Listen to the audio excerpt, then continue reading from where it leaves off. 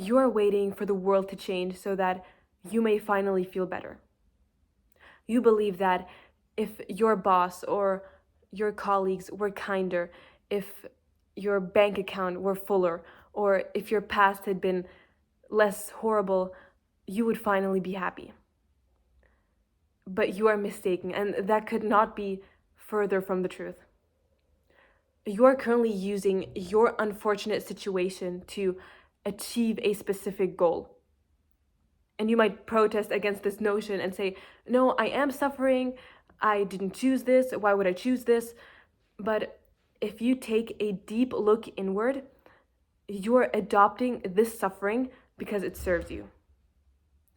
Because if you think about it clearly, as long as you can say, I cannot succeed because of my environment, you are protected from the possibility of trying and thus failing. You are using your situation as a shield to avoid the natural tasks of life. And it is a very convenient thing to have a reason for your unhappiness that is outside of your control, because it grants you a certain specialness. It allows you to say, I am a victim of my circumstances. And in doing so, you excuse yourself from the courage required to change. You choose to remain in the familiar pain of the present because you fear the unknown pain of growth. Your situation, whatever it may be, is an objective reality. It's like rain. The rain falling from the sky is a physical fact. It is neither good nor bad. It simply is. That is the truth. But how do you react to that rain? To a farmer whose crops are parched, the rain is a blessing and a reason for joy. To a person, however, who planned a picnic or a garden party, that very same rain is a disaster. The rain itself has not changed. The meaning you attribute to it has. Your situation is not the cause of your current state. Rather, you are looking at the events of your life and choosing to call them a storm, to justify your decision to stay indoors and do nothing about it. You're not suffering from the rain itself, but making out of it whatever suits your purpose of staying exactly where you are.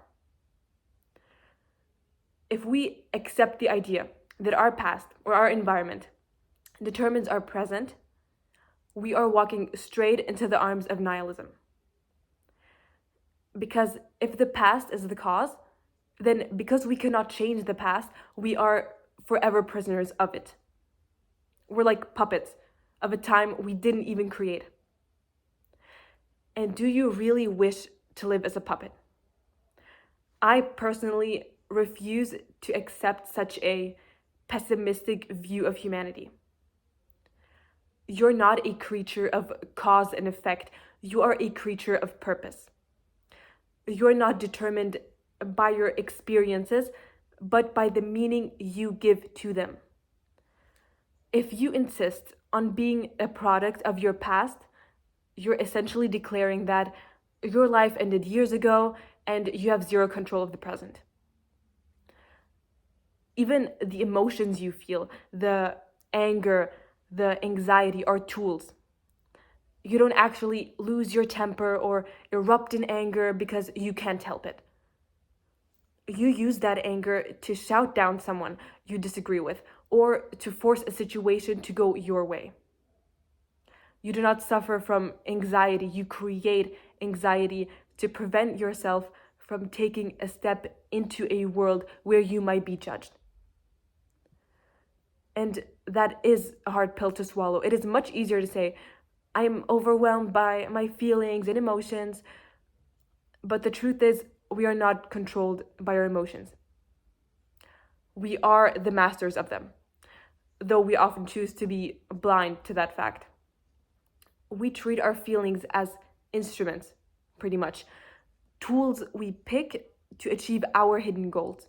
The problem is not that your situation is difficult. The problem is that you lack the courage to be happy and at peace. Happiness is a choice that requires the courage to discard the comfort of your current unhappiness.